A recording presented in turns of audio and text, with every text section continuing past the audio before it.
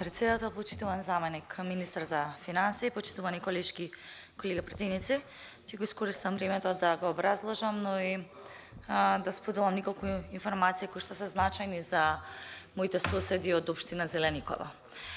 Имено со овој амандман предлагам да се обезбедат средства во висина од 30 милиони динари за водоводна мрежа во селото Градовци од општина Зелениково, пред се за нормално поквалитетен живот токму на ова поквалитетна инфраструктура и живот во ова населено место, односно ова село Градовци во општина Зеленикова, но и за поддршка на регионалниот рурален развој, бидејќи селото Градовци навистина е гордост на општина Зеленикова. Меѓутоа, не можам да не ја искористам оваа прилика за да го повикам заменик министерот за финансии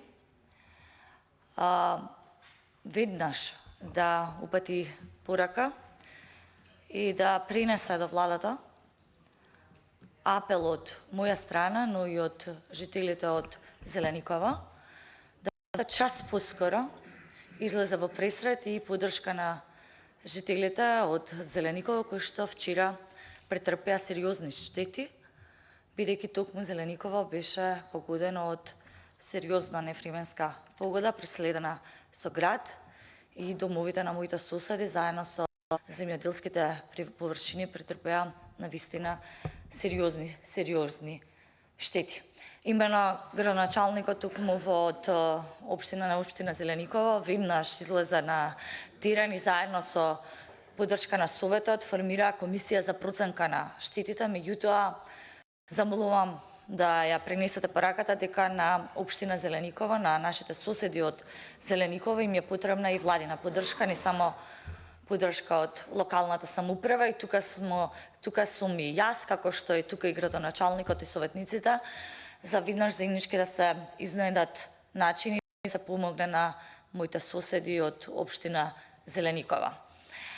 Од тука апелирам, како и во изминатиот период, секогаш кога ги поднесувам амандманите не само за Зеленикова, туку и за Петровец и Зелиндар, навистина да се разгледа можноста да се изнајде поддршка за овие населени места, заради тоа што потребно е да се покаже грижа во подобрување на инфраструктурата, која што ќе превенира и свакви слични непогоди, односно да потсетам дека токму во претходниот мандат на градоначалникот, кој што беше токму од Социјалдемократскиот сојуз пред 2 години, се случија и поплави во општина Зеленикова, каде што граѓаните повторно беа оставени сами на себе.